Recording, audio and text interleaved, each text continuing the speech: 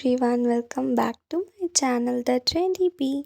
Let's talk about Shehnaaz Gill. Shehnaaz Gill को ना big boss 13 से पहले कोई भी नहीं जानता था। बिग बॉस 13 में जब से शहनाज गिल की एंट्री हुई थी तभी से लोग उनको उनके बबली, चुलबुले और मस्तीखोर नेचर की वजह से बहुत पसंद करने लगे थे और रातों रात शहनाज गिल एक बहुत बड़ी स्टार बन गई थी।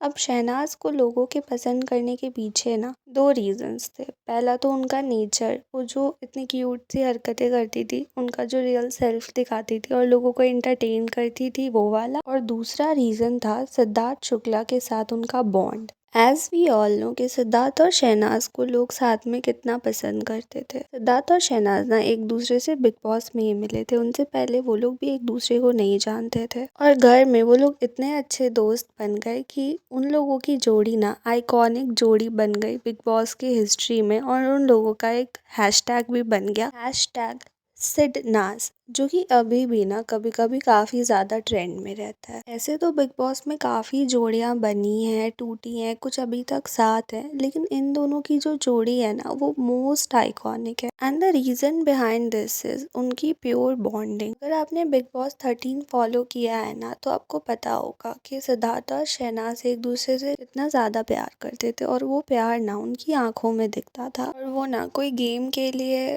कनेक्शन नहीं बना रहे थे, क्योंकि as we all know Bigg Boss जैसे शो के अंदर टिकने के लिए हमें कनेक्शन और रिश्ते बनाने पड़ते हैं और कोई कोई ना ये रिश्ता घर के बाहर भी निभाता है, like Prince Narula and Yuvika Chaudhary, Karan Kundra and Tejasswi Prakash. ये लोग ना अभी भी साथ है और प्रिंस और युविका की तो शादी भी हो गई है। तो ऐसा नहीं है कि जो भी कनेक्शन बिग बॉस हाउस के अंदर बनते हैं वो सारे ही फेक होते हैं। हाँ, मोस्ट ऑफ द टाइम्स ये काम नहीं करते हैं।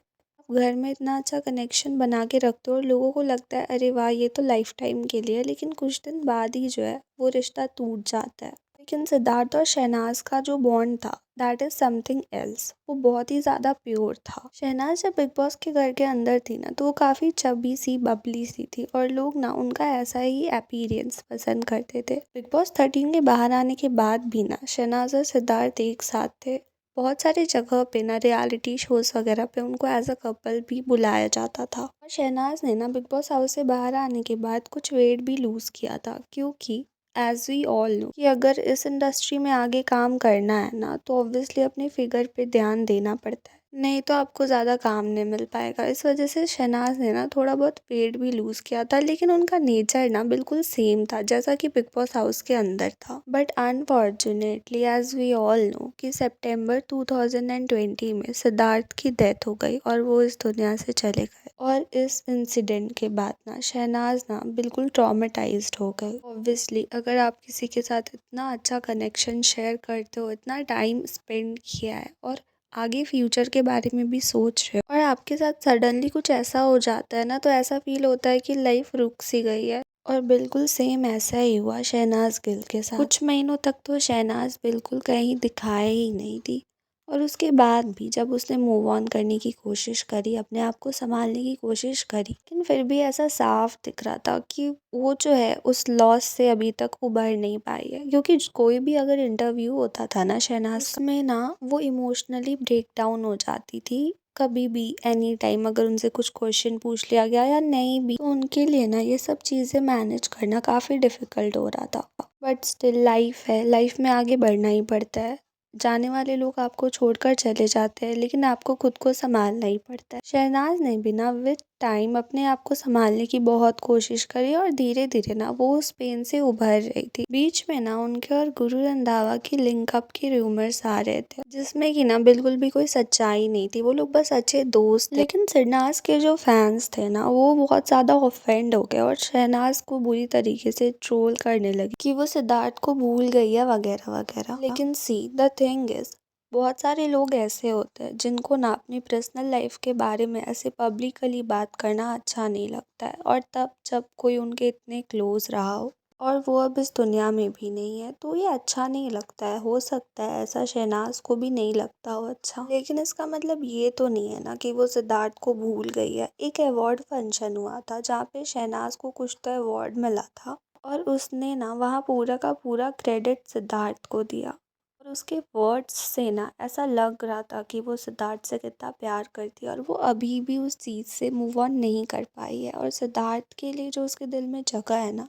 वो हमेशा के लिए रहेगी। लेकिन अब इसका ये मतलब नहीं है कि उस इंसान को जीने का हक नहीं है, आगे बढ़ने का हक नहीं है। ऑब्वियसली सिद्धार्थ तो वापस नहीं आ सकते हैं, तो किसी ना किसी के साथ वो मूव ऑन करेगी।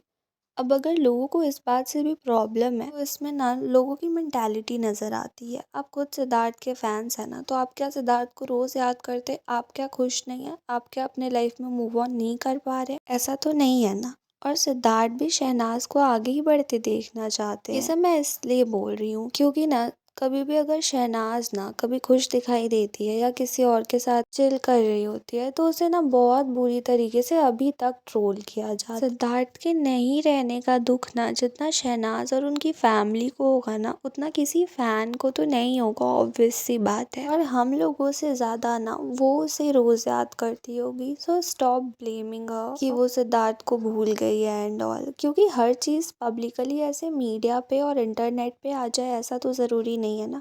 कुछ चीज़ें पर्सनल रहे तो ही अच्छी लगती हैं। सो यार that's it for today's podcast. आपका क्या कहना है शहनाज गिल के बारे में? आप हमें कमेंट सेक्शन में लिख के ज़रूर बताइएगा।